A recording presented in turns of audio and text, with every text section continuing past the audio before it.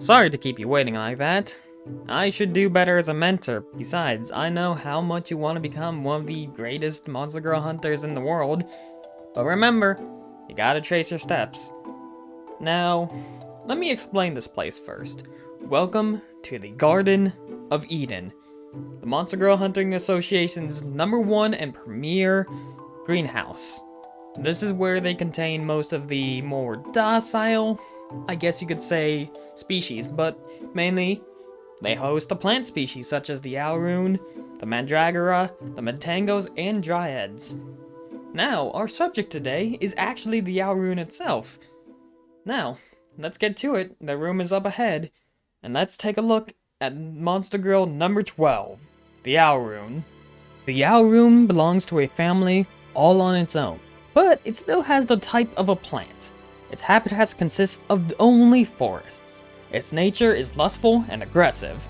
However, its diet is the essence of human men and the nutrients of the earth. The Alraune is a plant monster that dwells in the woods, assuming the shape of a beautiful woman and wreathed in massive petals. Alraunes rarely move, instead luring human men near with the scent of their honeyed musk. The source of the scent is a fluid called Alraune nectar.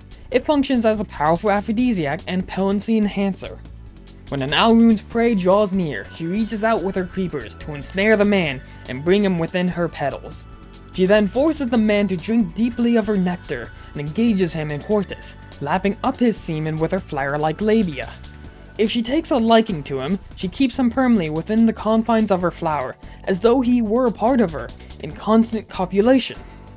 Because the flower is filled with her nectar and the man is constantly immersed in it, his member remains engorged, his libido and potency never exhausting.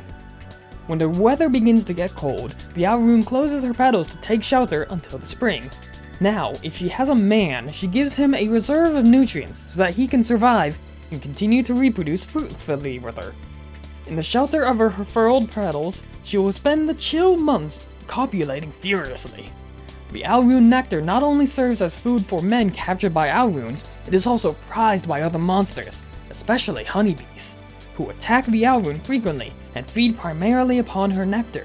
The honeybee enters the Alraune flower and licks and collects nectar from within her floral sex. The Alraune does not resist, as the lathing of the honeybee's mouth helps to mature the Alraune's nectar so that it gives off a cloying and more fragrant scent, which in turn makes it more effective in attracting human men. This perfume draws men towards its source, where the Alraune and the nectar-drenched honeybee lie in wait. The two monsters assault him, and all three parties become covered in sticky nectar as they mate with sweet desperation. Don't fret about the Alraunes in this garden, all of them are domestic in a sense. And what I mean about that, they've already captured a man that they have taken a liking to.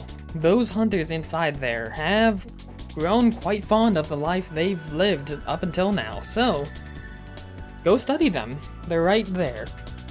And be careful if you encounter one in the wild. That scent's going to lure you in, and you won't be able to control yourself. What makes it worse is that honeybee pairing.